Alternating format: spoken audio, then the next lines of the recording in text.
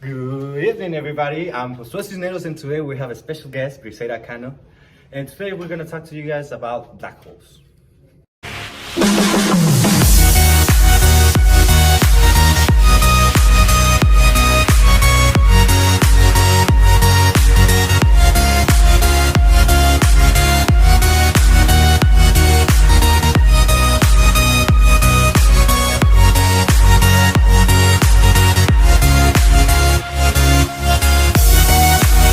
So, black holes. Black holes are among the most fascinating objects in our universe and also most mysterious. But what exactly is a black hole? A black hole is a place in space where gravity pulls so much that even light cannot get out. The gravity is so strong because matter has been squeezed into a tiny space. This can happen when a star is dying. And because no light can get out, people cannot see black holes. They're invisible to a human eye. In 1916, Albert Einstein first predicted the existence of black holes with his general theory of relativity. But the term black hole was coined many years later in 1967 by the American astronomer John Wheeler. After decades of black holes being known as only theoretical objects, the first physical black hole ever discovered was spotted in 1971. Black holes can come in a range of sizes, but there are four main types of black holes. And all these types of black holes can be determined by the mass and sizes of the black hole. The four different types of black holes are stellar, supermassive, intermediate, and miniature. Stellar and supermassive being the most common. Supermassive black holes. As the name suggests, supermassive black holes contain between 1,000,000 and 1,000,000,000 times more mass than a typical stellar black hole. Although there are only a handful of confirmed supermassive black holes, most are too far away to be observed. They are thought to exist at the center of most large galaxies, including the center of our own galaxy, the Milky Way. Stellar black holes, with masses less than about 100 times that of the Sun, comprise one of the possible evolutionary endpoints of high-mass stars.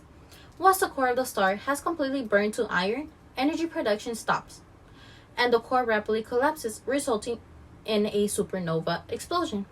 If the core is greater than about 2 to 3 solar masses, the maximum mass of a neutron star, the pressure of neutrons is unable to stop the collapse, and a stellar black hole is formed. These black holes are generally modeled as curved black holes, as it is expected that the original rotation of massive stars would be conserved during the collapse, and that black holes contain little electric charge. Unfortunately, our special guest had to leave, which is understandable because being famous, it's not easy. We know she has a really busy agenda, but anyways. What do scientists plan to study in the future about black holes? We don't know exactly how this huge, enormously dense object took shape, nor what triggers a fraction of them to start devouring the surrounding matter at extremely intense rates, radiating copiously across the electromagnetic spectrum and turning their host galaxies into active galactic nuclei. And to answer these open questions, the ESA space program has planned 2 future missions.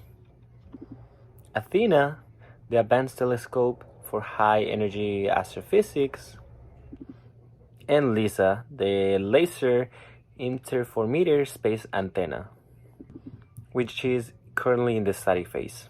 Athena will be the largest X-ray observatory ever built, investigating some of the hottest and most energetic phenomena in the cosmos with unprecedented accuracy and depth. It is designed to answer 2 fundamental questions: how supermassive black holes are the center of galaxies form and evolve, and how ordinary matter assembles along with the invisible dark matter to form the wispy cosmic web that pervades the universe. LISA will be the first space-borne observatory of gravitational waves, fluctuations in the fabric of space-time produced by the acceleration of cosmic objects with very strong gravity fields, like pairs of merging black holes.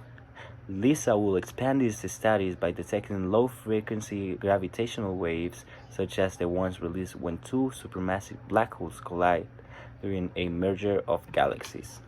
Both of these missions are scheduled to be launched in the early 2030s. And that's it for today, you guys. I really hope you all learned something new about black holes, just like I did. So, hasta la próxima.